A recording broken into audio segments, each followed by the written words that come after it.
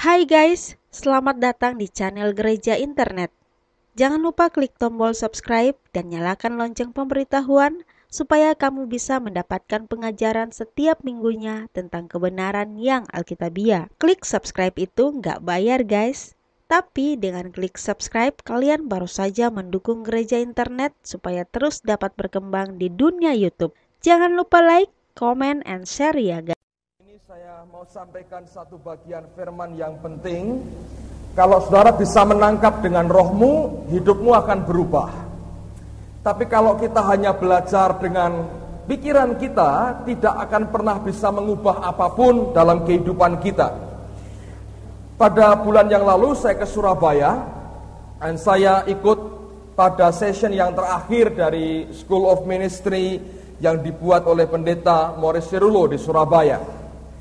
Ada seorang hamba Tuhan bernama Larry Rovat yang menyampaikan firman sebelum acara pengurapan, dan dia menceritakan akan pengalamannya bersama dengan Tuhan dan bagaimana dia belajar sesuatu dari Allah. Satu kali dia habis melayani para mahasiswa di kota San Diego, dan dia kembali ke kantornya pada siang setelah pelayanan. Ketika dia pulang dari pelayanan, lalu atasannya atau pimpinannya, pendeta Morris Cirulo, bertanya, bagaimana dengan pelayananmu pada hari ini?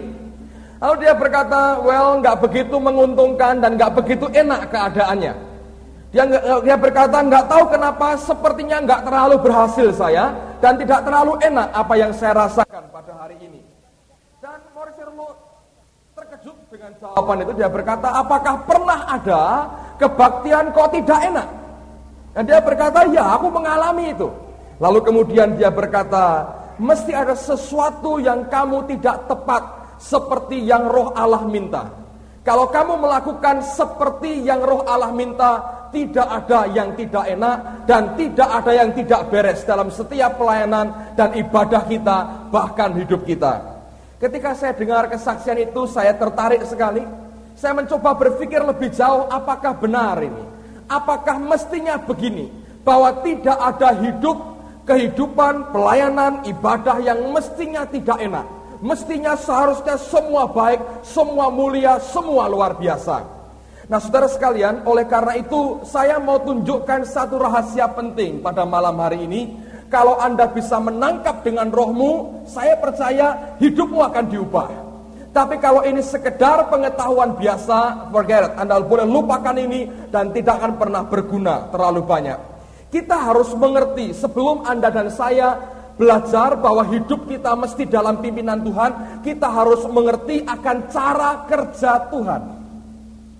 Dengan kita mengerti cara kerja Tuhan, saudara akan mengikuti akan cara kerjanya. Kalau Anda kerja di sebuah perusahaan, tidak mungkin pada hari pertama tanpa orientasi. Orang sekolah perlu orientasi, orang kerja perlu orientasi. Orientasi untuk apa? Untuk mengerti cara kerja. Begitu engkau tahu cara kerja perusahaan itu atau sekolah itu, maka engkau akan bisa mengikuti akan aturan mainnya. Nah disitulah saudara dan saya bisa menyesuaikan dan bekerja sama dengan tempat baru di mana kita terlibat di dalamnya. Dengan Tuhan kita hal yang sama terjadi. Kalau saudara tidak mengerti akan cara kerja Allah, bagaimana mungkin kita bisa melayani Dia dan bersama-sama dengan Dia memuliakan Bapa di surga? Nah oleh karena itu malam hari ini saya mau tunjukkan akan cara kerja Tuhan, lalu kemudian ikuti dalam kehidupanmu. Saya jamin sesuai dengan firman Tuhan, tidak ada kehidupan, pelayanan, ibadah, dan doa kita yang tidak enak. Semua akan luar biasa dan menghasilkan perkara besar. Yang pertama, mari buka Kejadian pasal yang pertama. Kitab Kejadian pasal yang pertama, saya akan bacakan ayat yang pertama sampai dengan ayat yang ketiga. Kejadian pasal yang pertama, ayat yang pertama, kedua, dan ayat yang ketiga. Anda dengar baik-baik, saya akan baca cukup banyak ayat. Kalau sampai Anda kehilangan beberapa poin, Anda mungkin akan bingung malam ini. Tapi kalau saudara bisa tangkap dengan rohmu, seberapa Anda bisa tangkap, saya tahu hidup kita diubah. Kejadian pasal yang pertama, ayat yang pertama, kedua, dan ayat yang ketiga. Dengar baik-baik. Alkitab berkata demikian. Pada mulanya Allah menciptakan langit dan bumi. Bumi belum berbentuk dan kosong, gelap gulita menutupi samudra raya. Dan roh Allah melayang-layang di atas permukaan air.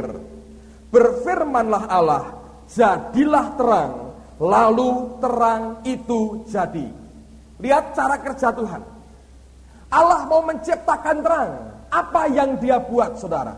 Sebelum Bapa berfirman, sebelum firman itu jadi seperti yang diucapkan keluar dari mulut Bapa di surga terlebih dahulu, maka Alkitab berkata, sebelum Bapa berfirman, sebelum firman itu membentuk apa yang Bapa inginkan, maka kerja Tuhan dimulai pada ayat yang kedua. Alkitab berkata, roh Allah melayang-layang di atas permukaan air. Anda harus mengerti, kita punya satu Allah tapi tiga pribadi. Tiga pribadi Allah tapi satu, Bapa, Putra, Roh Kudus. Sebelum Bapa mengucapkan firman itu, maka Alkitab berkata, roh Allah melayang-layang di atas permukaan air. Di dalam bahasa Inggris berbunyi, and the Spirit of God moved, katanya. Dan roh Allah itu dulu yang mulai bergerak. Lalu kemudian Bapa di surga mengucapkan firman, jadilah terang. Dan firman itu masuk di tempat di mana Allah bergerak, rohnya bergerak, maka itu jadi dalam kehidupan kita.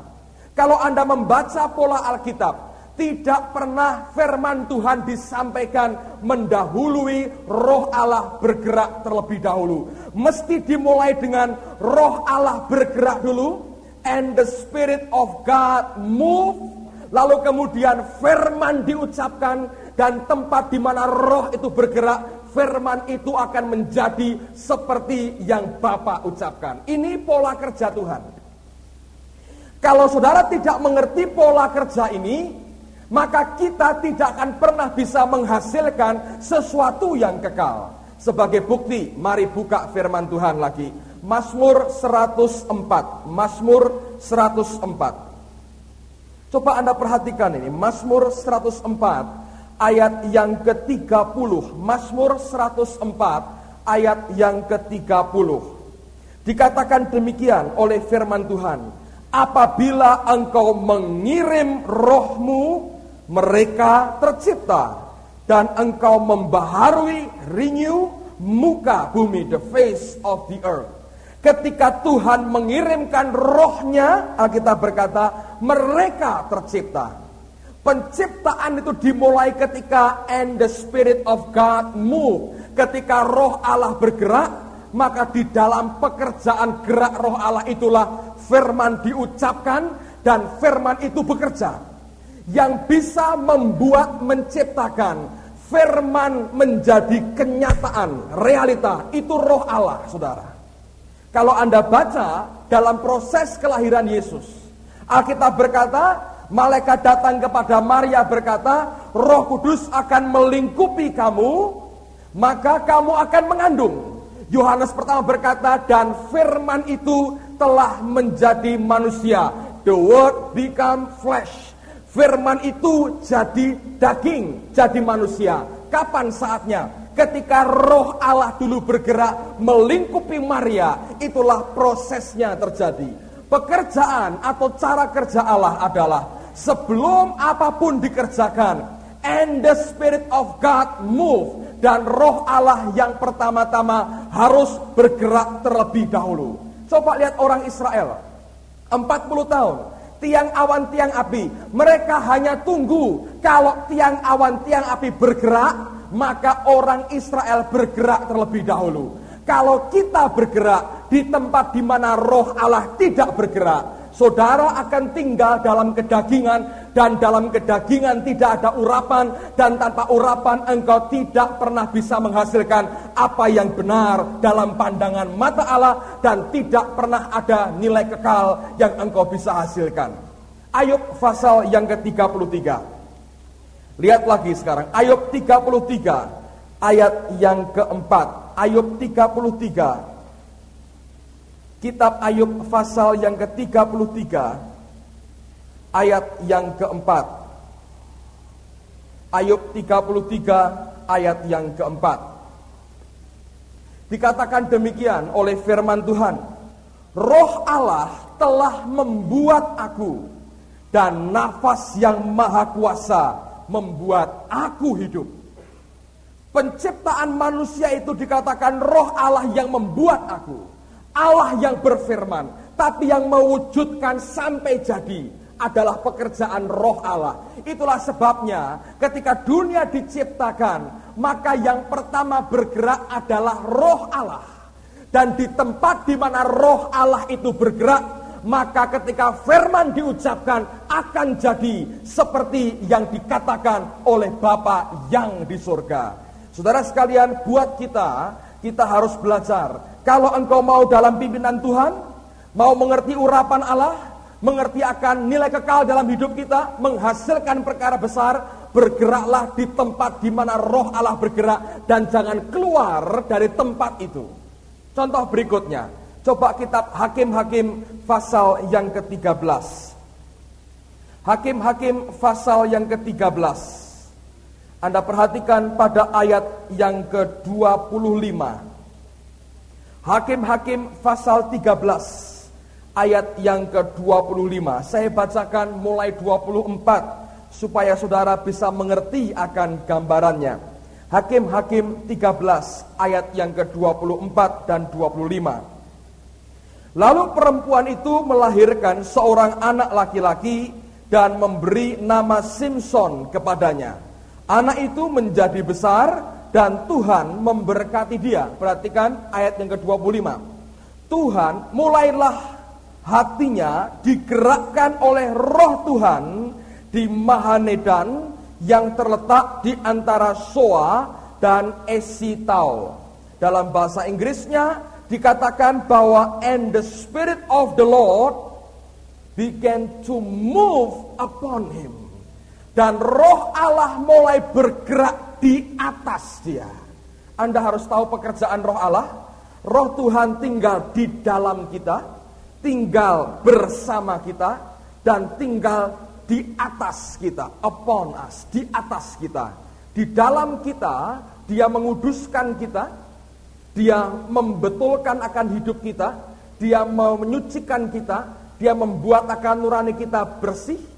Di samping kita, bersama kita, dia merupakan counselor yang baik, dia menegur kita, dia pimpin kita, di atas kita dia mengurapi kita, empower, memberikan kekuatan, memberikan kuasa kepada kita.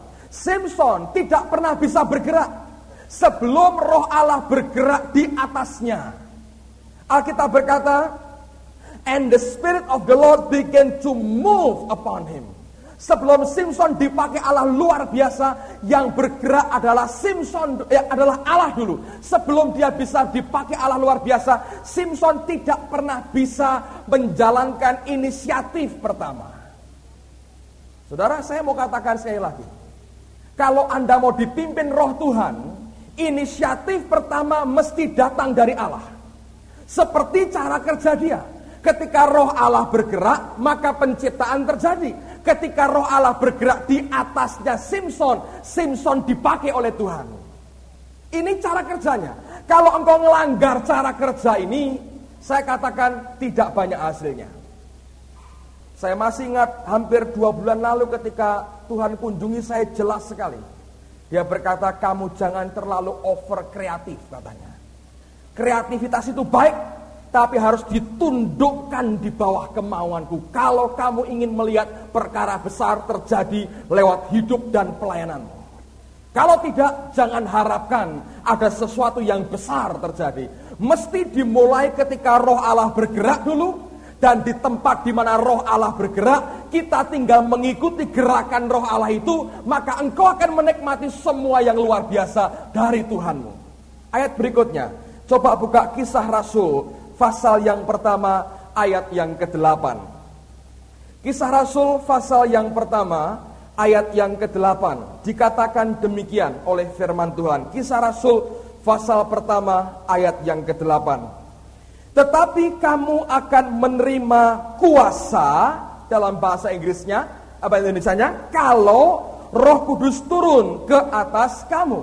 Dalam bahasa Inggrisnya dikatakan bahwa ye shall receive power after, setelah Roh Kudus turun ke atas kamu. Bukan dikatakan kalau dia turun pasti. Tapi soal kamu menerima kuasa adalah setelah dia turun ke atasmu. Yang bergerak adalah Roh Allah sendiri.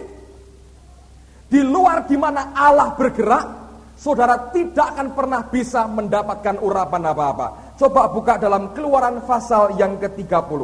Kitab Keluaran pasal 30. Saya akan bacakan pada ayat yang ke-32. Keluaran pasal 30 ayat yang ke-32. Kalau Anda membaca dari ayat 22 tentang minyak urapan yang kudus. Ini tentang urapan. Pada ayat yang ke-32 ada peraturan yang Tuhan sampaikan kepada Musa. Keluaran 30 ayat yang ke-32 dikatakan demikian. Kepada badan orang biasa janganlah minyak itu dicurahkan. Dan janganlah kau buat minyak yang semacam itu dengan memakai campuran itu juga. Itulah minyak yang kudus dan haruslah itu kudus bagimu. Dengar baik-baik. Dalam bahasa Inggrisnya berbunyi begini. It shall not be poured on man's flesh. Tidak boleh dituangkan pada man's flesh. Daging. Tidak boleh, saudara. Artinya begini. Kalau Roh Allah bergerak ke kiri, Anda bergerak ke kanan, saudara tidak tinggal di dalam roh, tapi engkau bergerak di dalam daging. Dan kalau kita bergerak dalam daging, minyak urapan itu tidak boleh dicurahkan kepada orang yang bergerak dalam daging.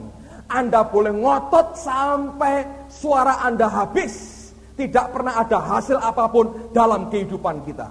Dengar baik-baik, saudara. Makin engkau cepat tinggal dalam roh, setiap kali engkau menyebut nama Yesus, langsung engkau masuk dalam dunia roh dan masuk dalam hadiratnya. Kemarin malam saya berdoa dengan istri saya. Dia agak jengkel dengan saya karena tidak tahu apa yang saya alami. Waktu dia nyembah lalu dia berdoa, rupanya dia mengalami kesulitan. Entah mikir apa, struggle apa, enggak tahu. Tapi saya punya pengalaman. Setiap kali saya berkata, "Come Holy Spirit", itu Roh Kudus datang kuat sekali. Saya bisa rasa itu, masuk, jelas, dekat sekali. Saya nggak perlu bergumul berjam-jam, dengar saudara. Karena saya ngerti di mana Roh Allah ada. Kalau saya ikut kepadanya, saya tinggal dalam urapannya. Saya masuk dalam hadiratnya. Begitu saya keluar dalam kedagingan saya, pada daging orang tidak ada minyak urapan. Engkau hidup dalam kedagingan, doa dalam kedagingan, nyembah dalam kedagingan, bisa. Kok bisa nyembah dalam kedagingan? Bisa. Roh para nabi tunduk kepada nabi, saudara. Bahasa lidahmu bisa engkau buat jadi kedagingan, bisa. Karena kebiasaan, bla bla bla bla bla. Tapi gak ada apa-apanya. Ini penting sekali. Saya mau anjurkan saudara, kalau kebaktian seperti ini, Anda doakan song leadernya, doakan singernya, doakan pemain musiknya, doakan yang khotbah. Untuk apa? Kami sedang belajar sebetulnya bagaimana mengerti dunia roh, bergerak di mana Roh Allah bergerak. Kalau Anda tidak mendoakan, lalu yang tugas saya yang bertugas misalnya khotbah dengan kedagingan, saudara tidak akan mendapat berkat apa-apa. Begitu saya keluar dari kehendak Allah, berarti saya tinggal dalam kedagingan dan urapan Tuhan tidak ada. Saya boleh pengalaman sudah ribuan khotbah, tidak pernah ada gunanya sama sekali. Kecuali saya tinggal dalam urapan Allah, mengerti di mana Allah bergerak, saya masuk di dalamnya. Dengar baik-baik, itu yang membuat kita diurapi dan Anda diberkati. Dalam hidupmu hal yang sama terjadi. Dan itu tidak pernah bisa dilatih di panggung ini, tidak pernah bisa. Itu dilatih di kamarmu, dalam hidup pribadi, doa, nyembah kepada Allah. Begitu engkau belajar mengerti pribadinya, mengerti dia bergerak, engkau bawa pengalaman di kamarmu berjam-jam dengan Tuhan, naik kemari, orang akan melihat jelas engkau dipimpin Roh Kudus. Kalau tidak, saudara, daging semua. Saya belajar. And the Spirit of the Lord move. Ketika Roh Allah bergerak, Dia berkata, jadilah terang, dan terang itu jadi. Oleh karena itu, inisiatif pertama bukan dari manusianya, tapi pertama-tama harus dari Roh Allah sendiri. Roh Allah yang bergerak dulu, dan di tempat di mana Roh Allah bergerak, kita masuk terhisap di dalamnya. Maka engkau dipimpin, dikuasai Roh, engkau bergerak seperti pimpinan Tuhan dalam kehidupan saudara. Saya belajar, orang yang berpendidikan seringkali mengalami kesulitan menundukkan pikirannya. Tapi kalau kita bisa belajar seperti yang Alkitab ini mau, engkau harus sadar bahwa di dalam daging ini minyak urapan tidak boleh dituangkan. It shall not be poured on man's flesh. Kalau Anda tidak bergerak di mana Roh Allah bergerak, dagingmu yang muncul. Dan daging muncul, saudara, tidak ada urapan di dalamnya. Mematikan daging harus dengan menyangkal diri kita, mematikan akan pikiran kita, dan nyerah kepada Allah.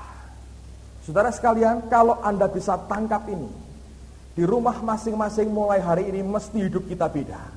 Inisiatif gerak hidup kita bukan karena kita, bukan karena konsep kita, bukan semuanya. Tapi di tempat di mana Roh Allah bergerak, di situ engkau bergerak seperti yang Tuhan mau.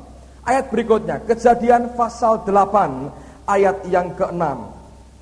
Kejadian 8 mulai ayat 6 sampai dengan ayat yang ke-12.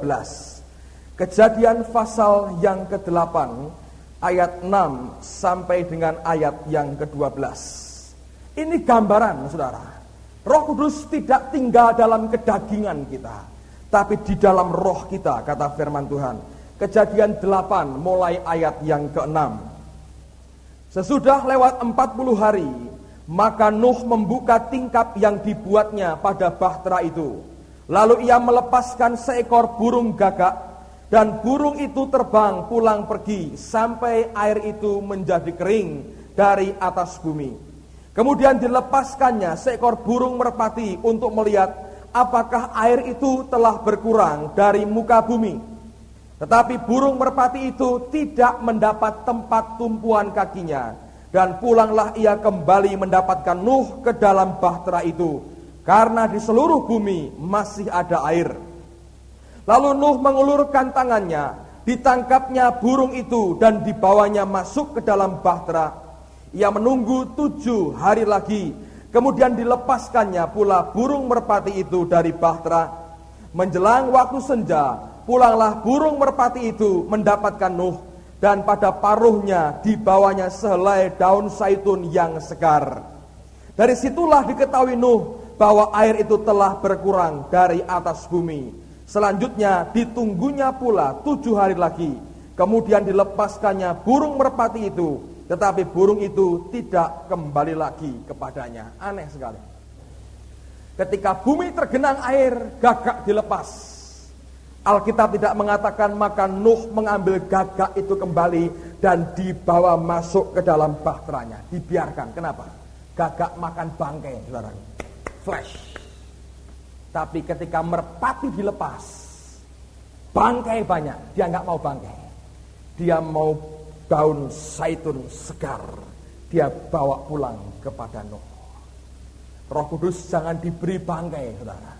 Beri kehidupan roh kita, dipersembahkan kepadanya, nanti jadi tumpuan buat kakinya untuk dia bekerja. Kita tidak pernah bisa memakai Tuhan, Tuhan yang harus pakai kita. Seringkali kita berkata, Tuhan aku mau khotbah, urapi aku. Lu mau khotbah apa? Ya terserah. Sudah saya buat catatannya, ini menurut saya baik, tapi urapi saya. Siapa yang pakai siapa? Saya pakai Tuhan. Mau memimpin puji-pujian, Tuhan aku mau memimpin puji-pujian, urapi saya. Lagunya apa? Ngerti Tuhan minta diapakan malam ini? Ya pokoknya ini yang saya siapkan. Terserah perasaanmu apa, saya tidak peduli. Engkau mau coba pakai Tuhan, tidak pernah bisa. nanti keluarnya daging. Begitu daging keluar, jangan harap urapan Tuhan dicurahkan dalam hidupmu. It shall not be poured on man's flesh. Gak bisa. Belajar. Dalam hidupmu hal yang sama terjadi. Engkau bergerak, engkau bekerja, engkau kuliah, engkau apapun juga. Gerakan hidup kita ini karena kita menyerah kepada pimpinan Roh Kudus. Mestinya dia bergerak dulu, tinggal ikuti kemana dia bergerak, ikuti dan akan jadi. Kalau kita bisa belajar ini, luar biasa. Itu hal yang pertama. Buat pelayanan, buat kehidupan kita ini penting sekali. Yang kedua, sekarang dengar baik-baik. Bagaimana dengan iman kita? Tadi pagi saya singgung sedikit, saya mau sampaikan ini juga buat saudara. Lalu bagaimana dengan iman kita? Lihat sama-sama. Iman dibuat dari bahan apa? Roma 10 ayat yang ke-17. Roma 10:17, saudara. Buka Alkitab saudara. Roma 10 ayat yang ke-17. Nanti Anda mengerti sampai di mana sebetulnya Roh Kudus itu harus memimpin, memerintah hidup kita. Roma 10 ayat yang ke-17. Dikatakan demikian oleh firman Tuhan. Jadi iman timbul dari pendengaran dan pendengaran oleh firman Kristus. Kata firman ini dari kata rema. Dalam bahasa aslinya ada dua kata yang dipakai dan diterjemahkan sebagai firman. Yang pertama logos, yang kedua rema. Logos adalah firman Tuhan secara keseluruhan. Seluruh Alkitab kita ini adalah logos, ini firman. Tapi rema adalah bagian dari logos yang dihidupkan Roh Kudus, diberikan pada orang tertentu, pada saat tertentu, untuk kebutuhan tertentu. Anda pikir, Pak, bingung kalau begitu. Ini kalau mau goblok-goblokan begini, saudara. Pernahkah Anda baca Alkitab? Pernah ya, saudara ya? Kalau enggak pernah ya terlalu. Kalau Anda baca Alkitab, tiba-tiba begini. Waktu Anda baca, ada ayat yang meloncat dari Alkitabmu sampai kena di hati. Anda ambil spidol, dioret-oret, sampai gak kelihatan, saudaraku. Begitu antusiasnya. Oh iya, orang Semarang bilang hee gitu, ngerti saudaraku. Pada waktu hee-nya keluar itu, loh iya, kok ada ininya, ngerti gak? Tiba-tiba ayat ini begitu hidup buat kita. Atau Anda dengar khotbah seperti ini, Anda dengar tiba-tiba, oh iya, itu rema, saudara. Dihidupkan oleh Roh Kudus. Kalau ini logos. Tapi yang sebagai bahan iman adalah rema. Dan rema itu pekerjaan siapa? Pekerjaan Roh Kudus. Coba buka. 2 Korintus pasal 3 ayat yang ke-6. 2 Korintus pasal 3 ayat yang ke-6. 2 Korintus pasal 3 ayat yang ke-6. Dengar baik-baik, saya bacakan.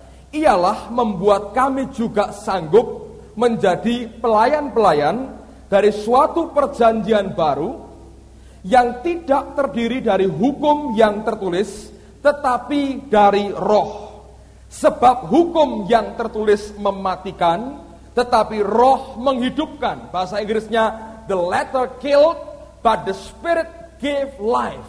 Huruf itu mematikan, tapi roh memberi kehidupan. Dan kalau Anda baca Alkitab berkata kita punya pedang roh, yaitu firman Allah. Ini bukan logos, tapi rema. Kalau ada orang berkata, ini pedang roh saya bilang ngawur, saudara. Pedang roh itu rema, bukan logos. Bukan huruf, tapi huruf yang dihidupkan oleh Roh Kudus.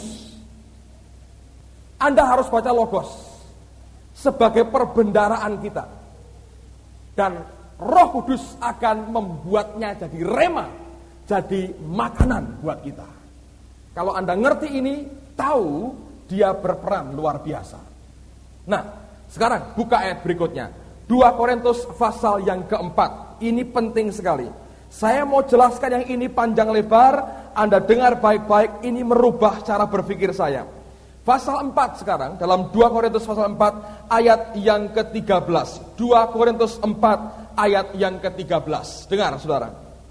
Namun karena kami memiliki roh iman yang sama, the spirit of faith, roh iman yang sama. Sebab seperti ada tertulis, aku percaya, sebab itu aku berkata-kata, maka kami juga percaya, dan sebab itu kami juga berkata-kata. Dengar baik-baik, saya jelaskan begini. Dulu ada banyak orang ngajar tentang ucapkan yang positif. Klaim, klaim, klaim, klaim. Saya mengimani mobil, Tuhan aku percaya ini. Mobil ini milik saya klaim dalam nama Yesus, klaim dalam nama Yesus. Saya pernah cerita satu kali, ada teman Pak Lukas dari Kudus, Dr. Lukas, ketua sinode datang ke Semarang, bawa mobil sedan baru, saudara. Sampai di kantor, anak-anak keluar semua. Wah, Pak Lukas bawa sedan baru. Dirubung sama anak-anak, ditumpangi tangan. Klaim dalam nama Yesus. Itu kaget. Diusir semua, saudaraku. Diusir semua, suruh pergi. Kenapa? Ketakutan rupanya. Wah, ditumpangi tangan, diklaim, protol semua kira-kira. Dapat bannya, dapat setirnya, dapat apa. Takut. Klaim, klaim, klaim. Gitu. Anak muda, kalau sudah mulai jatuh cinta, klaim. Jodohku, klaim, klaim. Nggak taunya 3 orang yang mengklaim yang sama. Tuhan bingung kira-kira. Mau dikasihkan yang mana, saudara? Ayo. Sama-sama makelar tanah, saudara. Jual barang yang sama. Jatahku, jatahku. Anak Tuhan semua, satu gereja penuh Roh Kudus, bahasa roh semua, saudaraku. Anggota pemuritan semua. Jatahku, jatahku. Klaim, klaim, klaim. Bisa nggak begitu, saudara? Dengar baik-baik. Dulu orang mengajar, saya mungkin pernah ngajar juga. Kalau pernah, maafkan saya, saudara. Dulu pernah kita berkata begini. Apapun yang engkau mau, yang engkau yakini, katakan. Speak the word and it will work, katanya. You can have what you say. Engkau mendapat apa yang engkau ucapkan. Dengar, 2 Korintus 4 tadi memberikan beberapa dasar. Sebelum sampai pada klaim tadi, yang pertama ada apa? The spirit of faith, saudara. Siapa itu? Roh Kudus itu. Roh Kudus kerja. Rema itu pekerjaan roh Allah. The spirit of faith kerja, hasilnya aku percaya. Ya betul. Roh Allah menghidupkan firman, jadi rema, rema memproduksi iman. Roh Allah bekerja, iman muncul, iman itu percaya, lalu kita berkata-kata seperti yang kita percayai, dan akan jadi seperti yang kita ucapkan. Tapi yang kita ucapkan dasarnya apa? Iman kita. Iman dari mana? Dari rema. Rema pekerjaan siapa? The spirit of faith. Pekerjaan roh iman. Jadi kalau saya hanya potong terakhirnya, klaim. Carpe dewe, saudara ngerti? Itu iman produksi sendiri, tidak ada hasilnya, saudaraku. Kayak mercon gembos, gak ada apa-apa. Kenapa dulu gak jalan ya? Saya klaim sampai teriak-teriak, kok nggak ada hasilnya? Saya ngerti sekarang. Iman itu bukan karena inisiatifku, karena aku percaya, karena aku begini. Bukan. Itu anugerah. Itu pekerjaan the spirit of faith. Roh iman kerja dalam hidup kita. Menciptakan rema. Rema membuat iman. Karena iman kita percaya, kita berkata-kata. Pasti jadi kalau begitu. Kenapa? Itu dari Allah, bukan dari kita.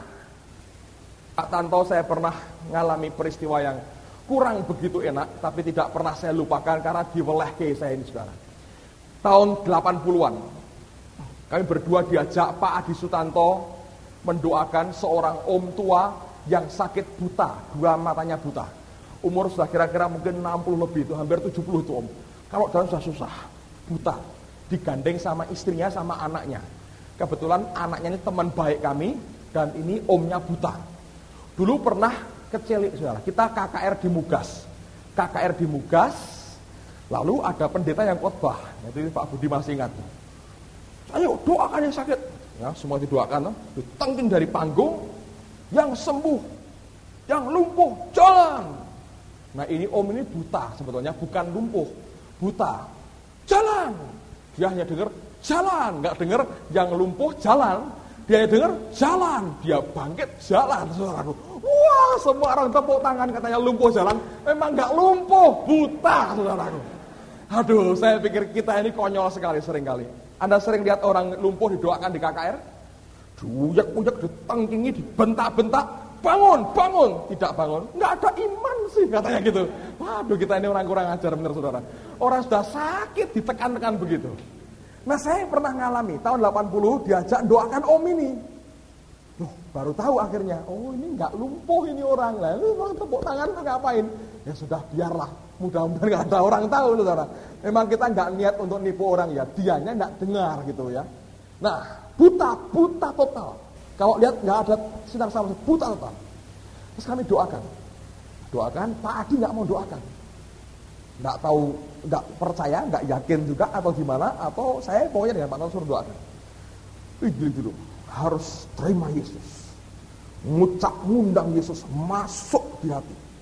Ucapkan kalimat kami persis sama, saudara. Sudah yakin, om kalau mati kemana? Surga. Wah, mantap, saudara. Bacakan ayat kesembuhan. Oleh bilurnya kamu sudah disembuhkan. Bacakan ayat, saudara. Sudah bacakan ayat? Doa ya om, doa. Tumpangi tangan. Tengking. Wah, semangat tinggi. Tengking. Sudah tengking. Yang ditengking sudah begini. Tekan-tekan kepalanya. Yang doakan sudah makin semangat. Amin. Buka mata om. Buka. Lihat apa om? Gelap. Katanya. Wah. Nggak ada hasilnya tuh. Gelap. Kabur. Nggak ada sama sekali. Ada perkembangan om? Belum katanya. Jujur. Waduh, ini kurang apa? Doa lagi. Sekarang cara baru, saudara. Tadinya kepala, ini mata ditempel di tangan dua. Ayo, uyak matanya. Ayo, kira-kira tambah sakit, saudara. Untung nggak ada ide begini, seperti Yesus meludah, pakai tanah, tempelkan. Untung nggak ada ide itu. Jangan-jangan itu yang membuat sembuh mungkin. Ya sekarang sudah meninggal orangnya, saudaraku. Jadi coba diulangi Pak. Ya, sudah terlanjur, sudah meninggal, jadi nggak enak kan saudaraku ya. Nah, kita doakan lagi, pegang, ayo sembuh, tengking lagi. Udah, kita buka dengan luar biasa. Ya, melihat katanya gitu. Wah, mantap saudaraku, mantap. Saya masih belasan tahun, udah gitu buka begini, buka mata om, buka mata. Gimana? Tetap katanya gitu, buta, nggak berubah. Udah, Pak Adi diem aja, tertawa. Kita bingung nih, kok nggak bekerja ini. Oh, ada satu rahasia lagi yang belum keluar. Ini ilmu kita masih sedikit, keluarkan semua. Begini om, katanya. Kita ngomong gini. Mulai sekarang om kalau ditanya orang, bilang, aku sudah sembuh. Klaim aja, aku sudah sembuh. Aku sudah melihat. Ya om ya? Ya.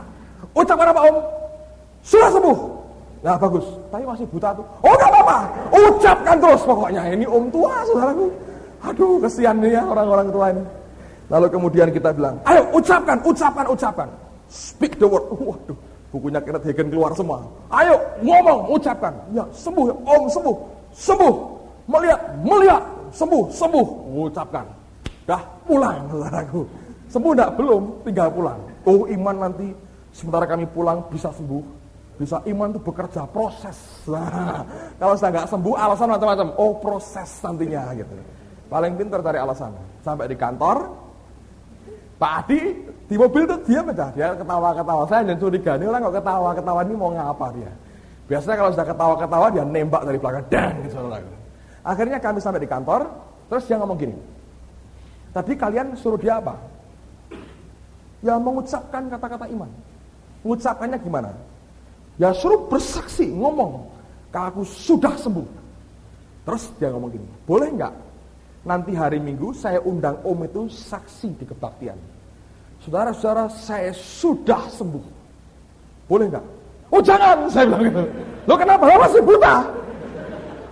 Loh, kamu nyuruh dia begitu, tapi di depanmu bersaksi kamu nggak mau.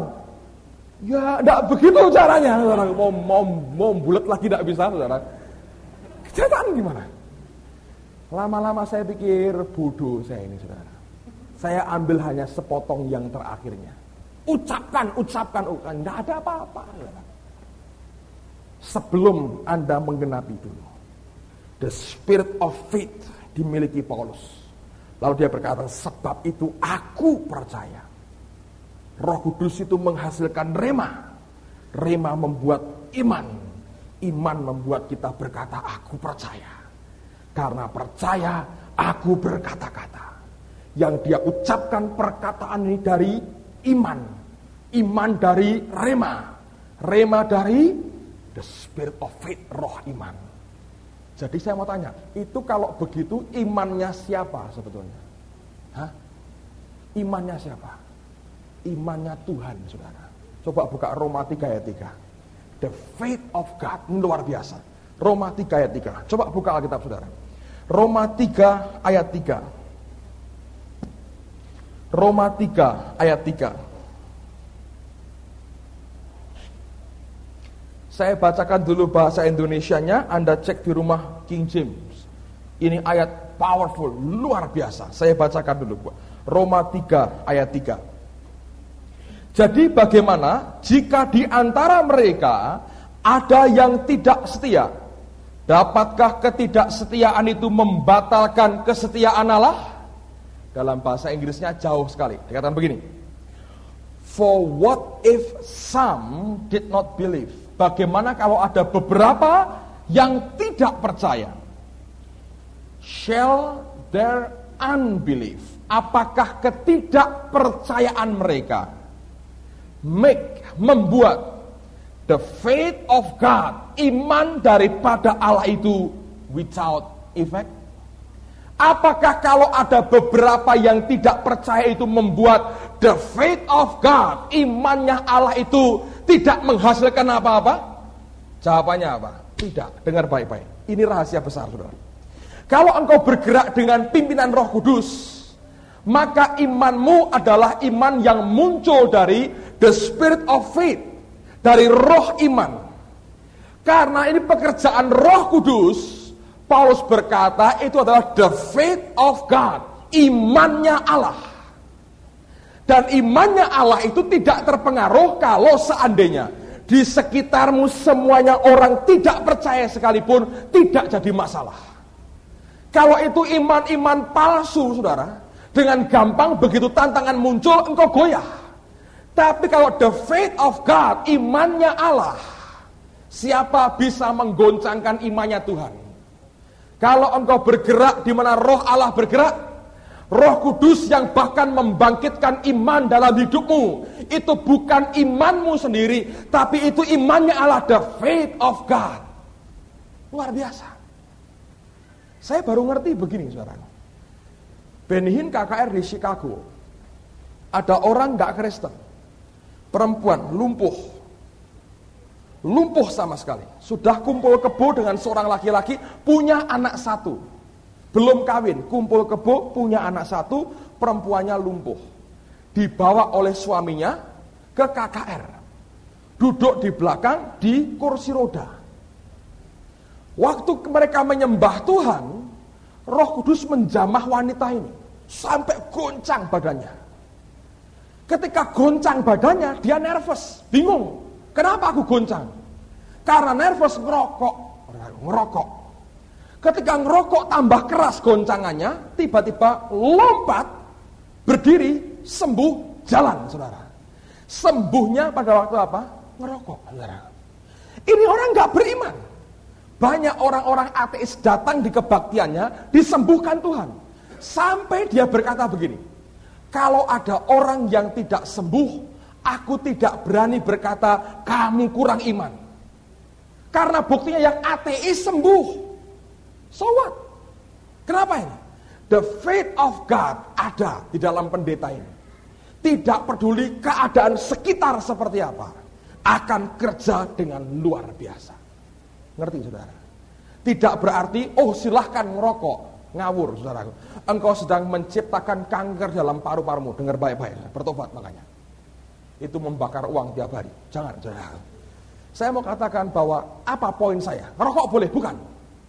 Tapi kalau ada satu orang yang punya the faith of God, yang punya imannya Allah, yang bergerak karena the spirit of faith tadi, sekitarnya boleh kafir seperti apapun juga, tetap akan kerja dengan luar biasa. Allah tidak terpengaruh yang lain. Coba lihat perumpamaan, kisah ketika ada seorang lumpuh yang dibawa oleh 4 orang temannya. Sampai di Kapernaum di Lukas, mau ketemu Yesus terhalang oleh orang begitu banyak. Lalu kemudian dibawa naik ke atas, dibongkarkan atap. Lalu mereka turunkan temannya dengan tali sampai tepat di depannya Yesus. Alkitab berkata apa? Ketika Yesus melihat iman mereka, bukan iman si lumpuh, iman mereka, sembuh, saudara. Saya mau katakan the faith of God, the spirit of faith, itu pekerjaan siapa? Roh Allah lagi. Jadi jangan terlalu over kreatif, saudara. Anda pikir dengan aku beriman, aku percaya, aku bisa. Betul begitu? Sekarang saya sadar, nonsens semua. Semua karena anugerah, semua karena kebaikan Dia, semua karena pemberian Tuhan. Anda bertanya, lalu Pak, bagian saya apa? Kok enak sekali nganggur begini? Bukan, saudara. Bagian kita nyerah kepada kehendaknya. Kok gampang, Pak? Oh, tidak segampang yang Anda duga. Itu proses nyangkal diri, mikul salib tiap hari untuk menundukkan daging kita, pikiran kita kepada kehendak daripada Roh Allah sendiri. Engkau berkata, engkau tidak tahu kemana angin itu pergi, engkau juga nggak tahu pekerjaan Allah. Pusing, saudara, ngikuti apa yang Roh Allah kerjakan dengan otak kita nggak sanggup lagi, kecuali nyerah total kepadanya. Roh iman itu masuk dalam hidupmu, bukan karena kita. Oh, karena aku mengucapkan ayat, karena aku begini, karena aku begini, karena aku begini. Nonsense. Ada seorang hamba Tuhan bernama John G. Lake. Dia misionari Amerika yang dikirim ke Afrika. Hari itu di Afrika sedang terjadi wabah.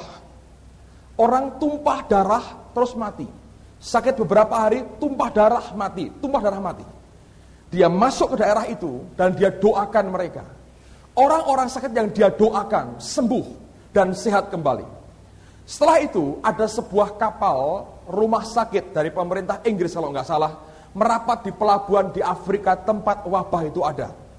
Ketika orang-orang medis ini melihat kenyataan bahwa ada orang-orang yang tetap sehat bisa sembuh, mereka heran karena mereka belum menemukan obatnya untuk mengobati wabah itu. Mereka mendesak kepada pendeta ini, sebutkan kamu pakai obat apa? Dia bilang, aku nggak pakai obat, aku mendoakan mereka. Mungkin kamu pakai daun tertentu. Tidak, aku nggak pakai daun apa-apa. Apa kamu buat? Aku mendoakan mereka dalam nama Yesus. Karena mereka nggak percaya, hamba Allah ini berkata, baik, nanti berikan aku contoh darah yang habis keluar dari orang. Coba di mikroskop, apakah kumannya masih hidup? Mereka temukan darah itu dan dilihat dengan mikroskop, masih hidup kumannya. Terus dia berkata, izinkan aku doakan darah ini. Nanti kamu lihat kumannya masih hidup atau sudah mati. Dia doakan begini, dalam nama Tuhan Yesus. Dia bilang, lihat lagi. Ketika dilihat lagi, mati semua kumannya. Mereka baru percaya.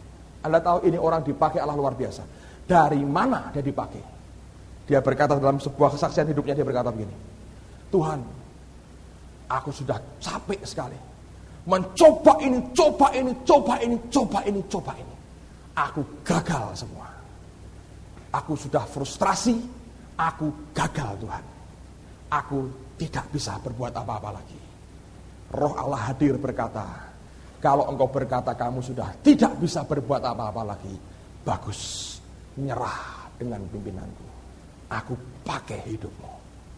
Jadi saudara, imannya Allah, the faith of God, bukan iman kita, bukan ide kita, bukan kehebatan kita, tapi pertama-tama pekerjaan siapa? Roh Allah. Ayat yang terakhir, 2 ayat terakhir saya bacakan buat saudara. Coba buka Matius pasal 17. Matius pasal 17 ayat yang ke-20. Matius 17 ayat yang ke-20.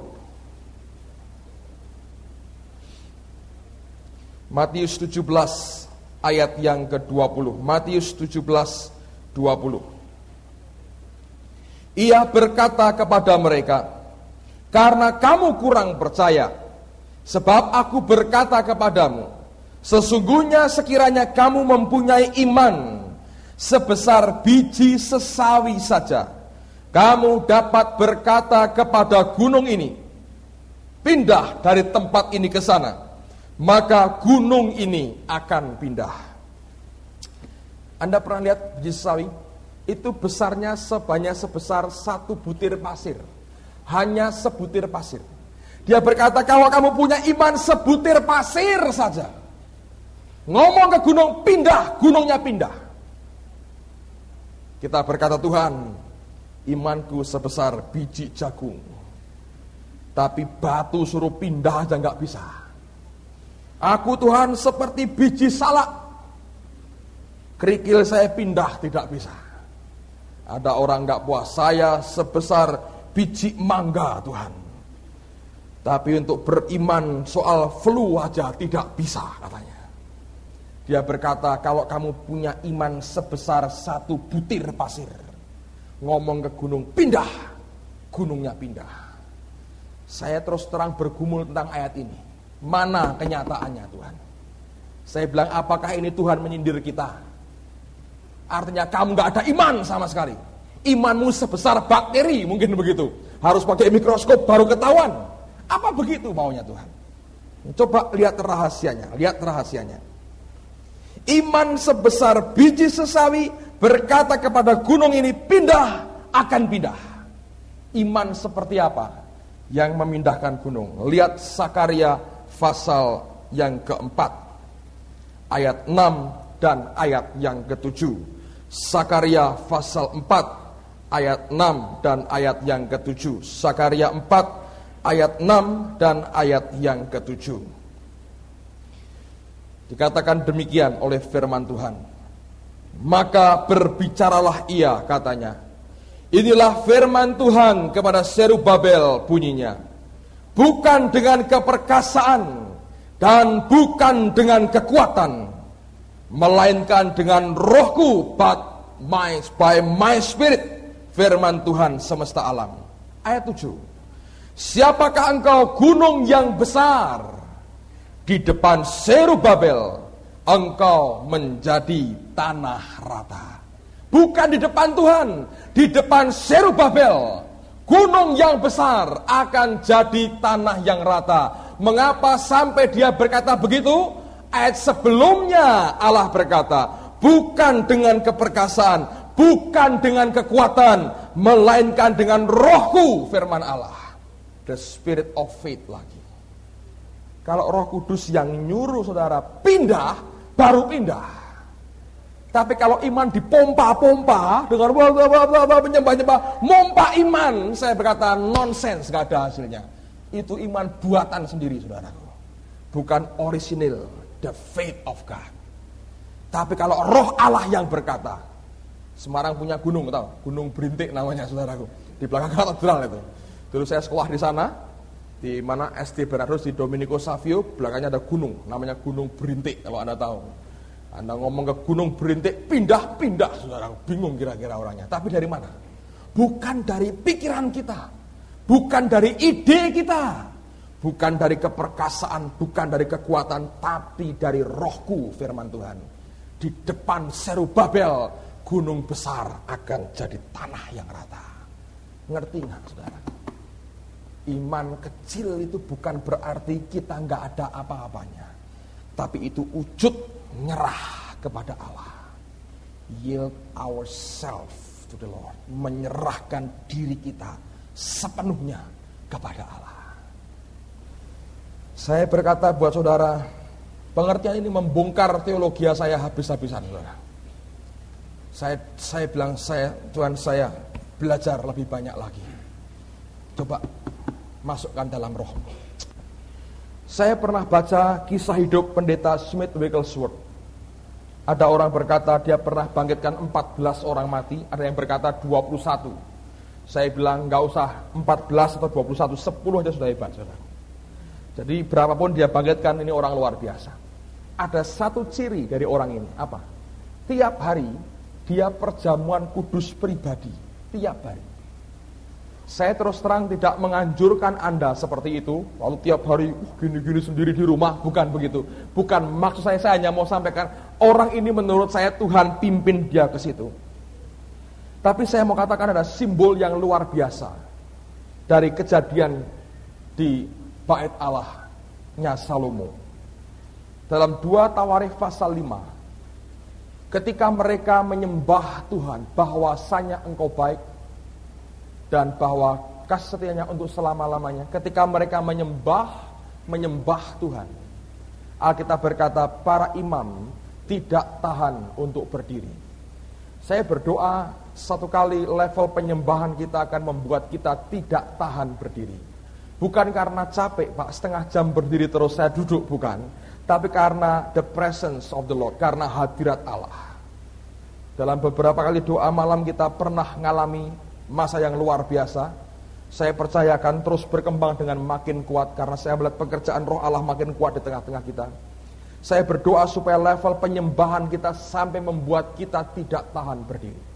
Bukan soal enak lagunya dan enak tapi bagaimana supaya hadirat Allah melanda kita. Tapi yang kedua, dalam pasal yang ke-7, bukan dikatakan bahwa mereka tidak tahan berdiri. Mereka masuk ke bait Allah aja nggak bisa, saudara. Artinya tingkat presence hadirat Tuhannya tambah kuat. Mau masuk aja nggak bisa.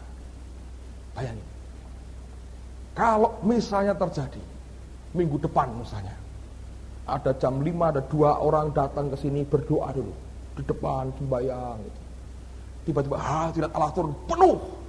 Orang masuk nggak bisa, Anda jubel-jubelan di luar, mau masuk nggak bisa, saudara.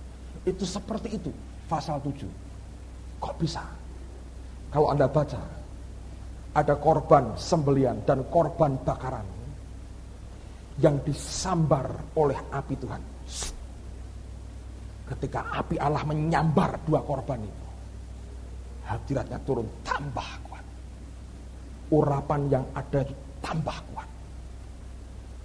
Korban sembelian itu domba yang disembelih, simbol pengorbanan Yesus Kristus Tuhan. Darah itu kuasanya luar biasa. Darah dioleskan di pintu, malaikat hanya melewati. Paskah terjadi. Domba disembelih lagi, disambar oleh Allah. Urapan tambah kuat. Yang kedua ada korban bakaran. Flesh, daging dibakar lagi. Kalau ini bisa masuk dalam hidupmu, urapan hadirat Allah dalam hidupmu akan tambah kuat. Semua berdoa, minta Allah menguduskan hidup kita, menyiapkan kita sungguh-sungguh untuk masuk dalam perjamuan kudus, makan semeja dengan Tuhan kita. Semua kita berdoa, semua kita berdoa. Sikiaralarama, saya minta keyboard saja, satu keyboard saja. Shikaralarama, shikaralarama, taka shikana mataka shikaralarana. Semua berdoa, semua berdoa, semua berdoa. Shikaralarama tuku shikiaralama shikaralama. Bergerak karena roh Allah bergerak, and the spirit of the Lord move, saudara. Nanti hidupmu diubah oleh Tuhan. The faith of God, imannya Allah akan masuk dalam hidupmu. Kalau engkau bergerak seperti yang roh Allah mau, hidup kita akan lain. Bukan karena daging kita. Dalam daging tidak ada urapan. It shall not be poured on man's flesh. Tidak akan pernah dicurahkan pada daging manusia. Bahkan ketika korban bakaran, daging yang dibakar itu disambar oleh apinya Tuhan. Yesaya berkata dia Allah yang membakar, Allah yang menghanguskan. Kalau itu membakar daging kita, semakin habis dagingmu, semakin kuat rohmu, semakin kuat rohnya dalam hidupmu, dalam rohmu. Dan urapan Tuhan akan makin kuat dialirkan dalam hidupmu masing-masing. Jesus, semua berdoa. Semua berdoa. Katakan Tuhan, aku mau siapkan hatiku. Semua berkat yang Engkau berikan, sediakan malam ini. Aku mau terima dengan segenap hati. Jangan ada bagian berkat yang sampai hilang malam hari ini. Semua diterima dengan segenap hati.